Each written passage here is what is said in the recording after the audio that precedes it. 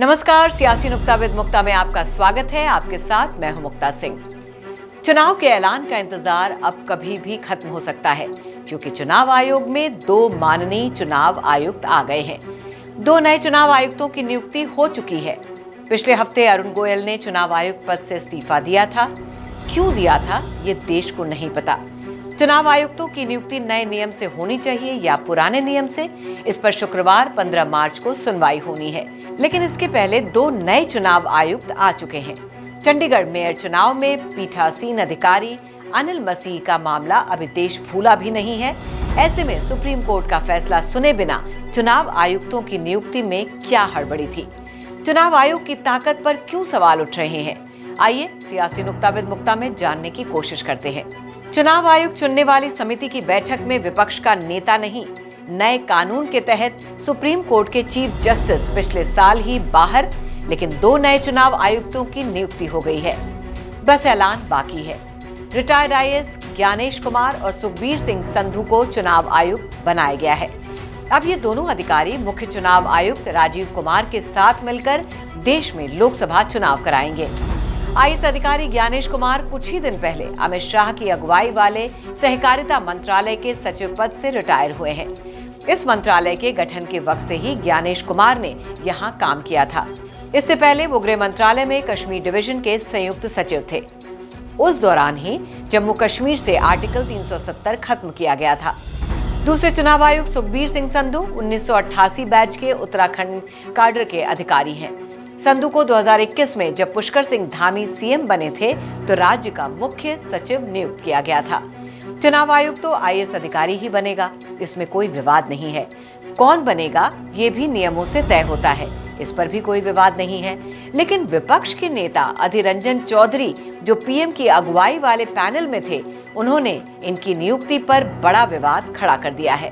तो 6 नाम selection committee पेश किया था। मान लीजिए कि उत्पल कुमार सिंह, प्रदीप कुमार त्रिपाठी, ज्ञानेश कुमार, इंद्रभर पांडे, सुखबीर सिंह संधू, सुधीर कुमार गंगाधर रहा थे। इसमें गणेश कुमार और सुखबीर सिंह संधू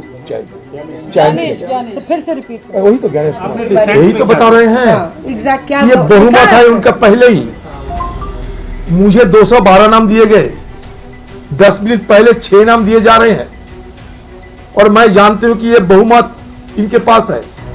सीजीआई सब नहीं है। कानून को तैयार किए गए हैं कि सीजीआई बाहर रहे, हमारे न्यायाधीश बाहर रहे और वहां अंदर अंदर बैठ के सरकार अपने बहुमत की बजाय से अपने चुने हुए अपने पसंदीदा नाम चयन करे, यही तो बात है। गुरुवार दोपहर जब प्रधानमंत्री की अगुवाई में चुनाव आयुक्त फाइनल करने के लिए बैठक हुई तो उसमें अधीर रंजन चौधरी पहुंचे, लेकिन बैठक छोड़कर बाहर निकल आए और नाराजगी जताते हुए कहा कि सरकार ने उन्हें पहले 212 नाम दिए थे, लेकिन नियुक्ति से 10 मिनट पहले सिर्फ 6 नाम दिए और कहा कि फला फला को चुनाव आयुक्त बनाया जाना है। अधीर रंजन गुस्से में है, कह रहे हैं कि सरकार के पास बहुमत है, जो चाहे वो करे। लोकसभा में विपक्ष के नेता अधीर रंजन चौधरी का गुस्सा वो जाने, लेकिन चुनाव आयुक्तों की नए नियम से नियुक्ति की जो प्रक्रिया अपनाई जा रही है वो पिछले साल से सवालों के घेरे में है। देश में लोकसभा चुनाव का ऐलान होने वाला है, लेकिन चुनाव आयोग में सिर्फ मुख्य चुनाव आयुक्त बचे थे, इसलिए 2 की नियुक्ति जरूरी थी। चुनाव आयुक्तों की नियुक्ति कैसे होगी, नए नियम में या पुराने नियम से, इस पर शुक्रवार को सुप्रीम कोर्ट में सुनवाई होनी है। लेकिन अधीर रंजन चौधरी के बयान को माने तो सरकार ने ज्ञानेश कुमार और सुखबीर सिंह संधू के तौर पर चुनाव आयुक्तों की नियुक्ति कर डाली है। मुख्य चुनाव आयुक्त और चुनाव आयुक्तों की नियुक्ति के खिलाफ दाखिल की गई याचिका को सुनने के लिए सुप्रीम कोर्ट राजी है। सुप्रीम कोर्ट में इस मामले की 15 मार्च को सुनवाई होनी है।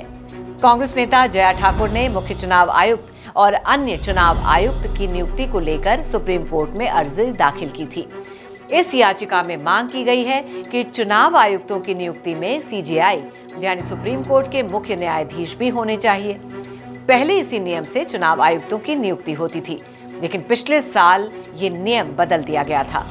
याचिका में सीईसी एक्ट 2023 के प्रावधानों को सुप्रीम कोर्ट में चुनौती दी गई है। भारत दुनिया का सबसे बड़ा लोकतंत्र है। चुनाव आयोग जैसी संवैधानिक संस्थाओं के जिम्मे यहाँ बहुत बड़ा काम है। 140 करोड़ के देश में निष्पक्ष चुनाव कराना, जहाँ 97 करोड़ से ज्यादा वोटर्स हैं। देश भर में 10 लाख से ज्यादा पोलिंग बूथ है, लेकिन पिछले कुछ समय से चुनाव आयोग की गतिविधियां लगातार सवालों के घेरे में है। चंडीगढ़ मेयर के चुनाव में पीठासीन अधिकारी अनिल मसील की करतूत से चुनाव आयोग की साख को बट्टा लगा है।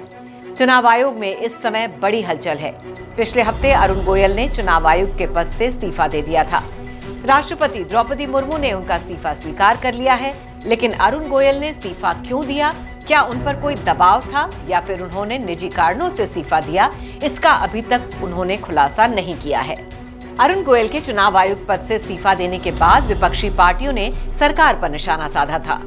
कांग्रेस और समाजवादी पार्टी ने कहा था कि इस घटनाक्रम से सीधा सवाल उठता है कि आखिर चुनाव आयोग जैसी संवैधानिक संस्था पर किसी का दबाव है। वहीं कांग्रेस ने पूछा था कि क्या अरुण गोयल ने मुख्य निर्वाचन आयुक्त या सरकार के साथ किसी मतभेद के कारण ये कदम उठाया। राजनीतिक पार्टियों के ये सवाल आम जनता के दिलो दिमाग में भी घूम रहे ही होंगे। इनका जवाब मिलना अभी बाकी है।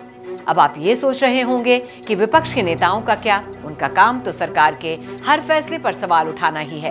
लेकिन आपको याद दिला दें कि देश में चुनाव आयोग जैसी संवैधानिक संस्थाओं की जड़ें बहुत गहरी और मजबूत हैं। जनता इन पर भरोसा करती है, इसलिए सवाल नहीं उठाती है। देश के संविधान और संवैधानिक संस्थाओं की ताकत जानने के लिए आपको थोड़ा पीछे चलना होगा। चुनाव आयोग की ताकत समझनी होगी।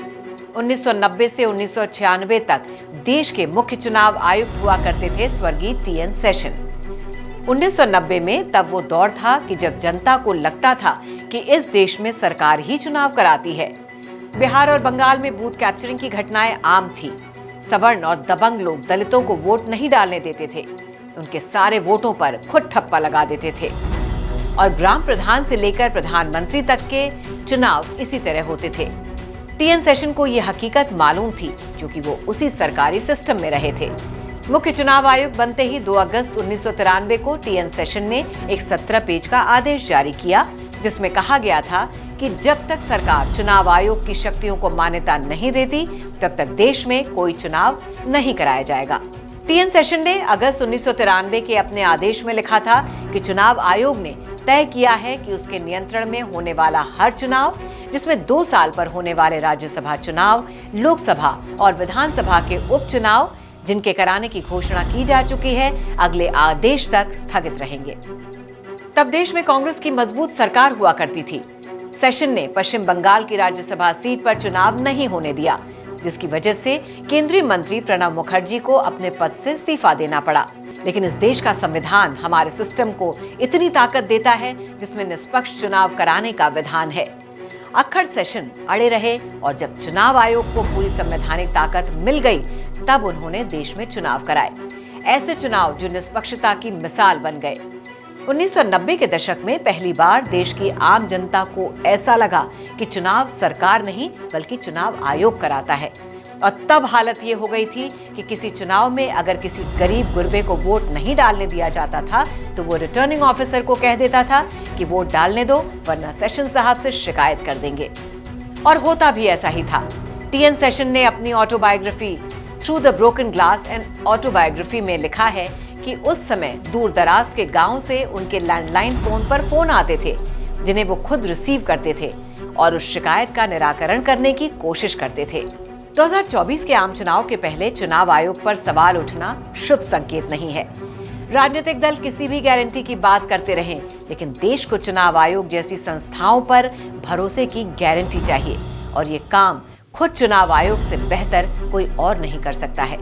सियासी नुक्ता विद मुक्ता में हम चुनाव आयोग और आम चुनाव से जुड़ी हलचल आगे भी बताते रहेंगे। बाकी खबरों के लिए आप देखते रहिए श्रेष्ठ भारत।